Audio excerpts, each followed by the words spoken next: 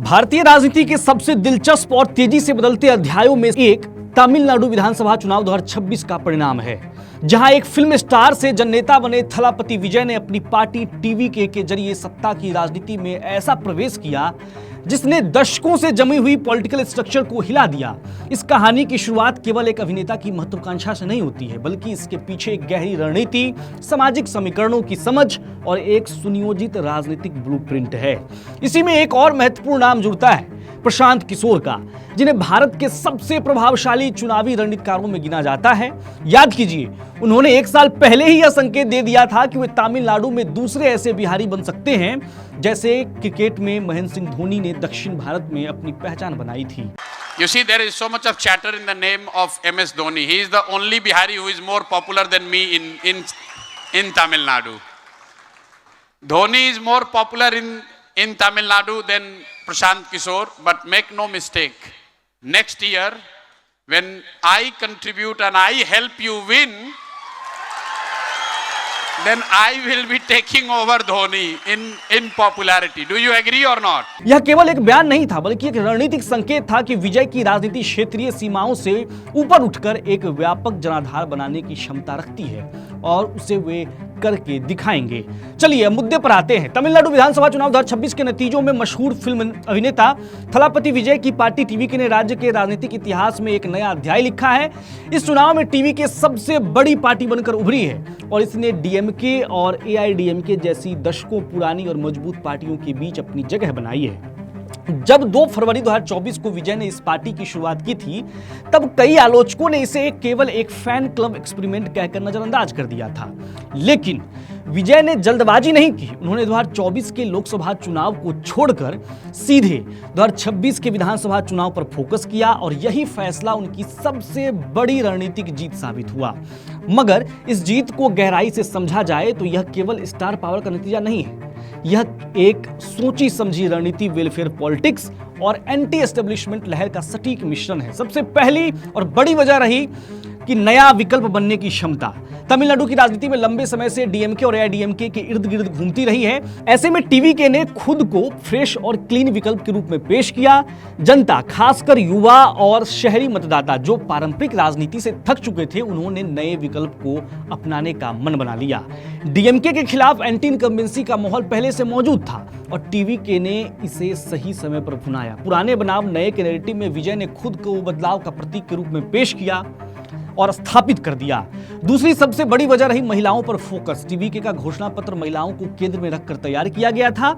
इसमें हर महीने 2500 रुपए की आर्थिक सहायता, मुफ्त एलपीजी सिलेंडर, 200 यूनिट मुफ्त बिजली, शादी के लिए सोना और सिल्क साड़ी जैसे वादे शामिल थे। इसके अलावा महिलाओं के लिए अलग विभाग और मजबूत सुरक्षा तंत्र का भी वादा किया गया था। इन योजनाओं ने खासकर ग्रामीण और गरीब महिला मतदाताओं के बीच गहरा असर डाला। डायरेक्ट कैश ट्रांसफर और सम्मान आधारित योजनाओं ने महिलाओं को तुरंत जोड़ा और यह वर्ग बड़े पैमाने पर टीवीके के पक्ष में खड़ा हो गया। तीसरी वजह रही युवाओं और बेरोजगारी पर आक्रामक फोकस। तमिलनाडु में युवा मतदाता निर्णायक भूमिका निभाते हैं और टीवीके ने इस वर्ग को सीधे टारगेट किया। बेरोजगार ग्रेजुएट्स को 4000 रुपए भत्ता देने का वादा, 5 लाख नौकरियां और 5 lakh internship, 75% local job reservation, startup और एजुकेशन लोन जैसी योजनाएं युवाओं के लिए बेहद आकर्षक थीं। पहली बार वोट देने वाले और नौकरी की तलाश में जुटे युवाओं को यह संदेश साफ मिला कि यह पार्टी उनके भविष्य के बारे में सोच रही है। नौकरी, आय और अवसर का यह सीधा कनेक्शन वोट में बदल गया। चौथी वजह रही वेलफेयर और फ्रीवी मॉडल को नए तरीके से पेश करना।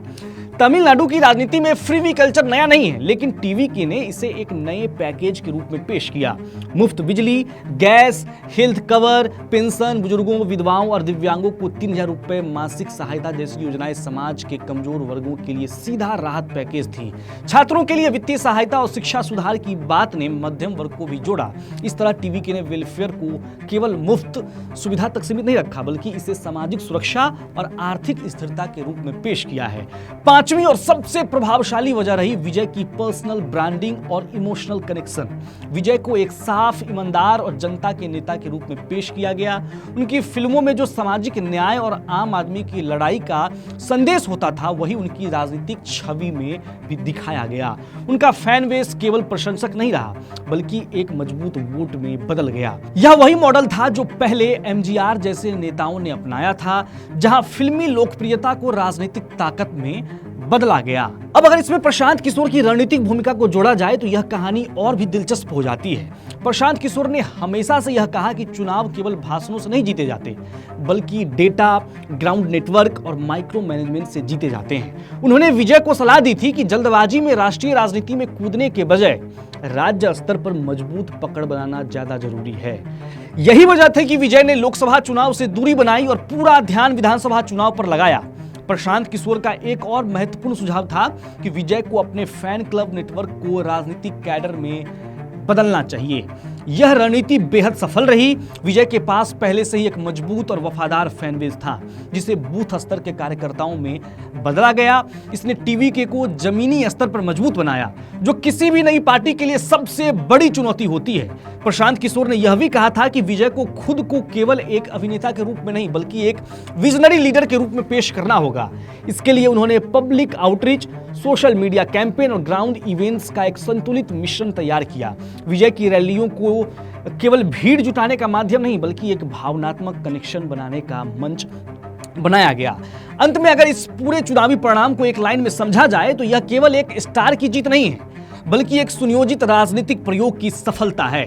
विजय ने दिखाया कि अगर सही रणनीति, सही समय और सही संदेश हो तो राजनीति में नई जगह बनाई जा सकती है। टीवीके का उभार इस बात का संकेत है कि तमिलनाडु की राजनीति अब एक नए दौर में प्रवेश कर चुकी है, जहां परंपरागत समीकरणों के साथ नई सोच और नई रणनीति भी उतनी ही महत्वपूर्ण है, जितनी वो तमाम पुराने ढर्रे पर चलने वाले राजनीति के लोग करते हैं। तो अब आप यानी कि दर्शक जो हमारे इस विश्लेषण को देख रहे हैं, आप बताइए कि आपको वो कौन से फैक्टर दिख रहे हैं और प्रशांत फैक्टर इस चुनाव में कितना कामयाब रहा। क्योंकि आपको वो वीडियो याद होगा सोशल मीडिया पर, जब बिहार चुनाव था तब भी जनसुराज के लोग इसे खूब वायरल करते थे।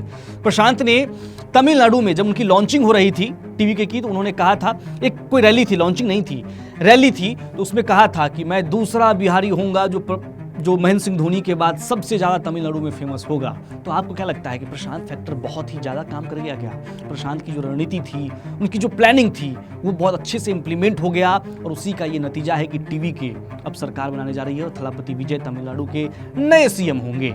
अपनी राय कमेंट बॉक्स में लिखिए, चैनल को सब्सक्राइब कीजिए और देखते रहिए अपना पसंदीदा चैनल विट्टी चोखा।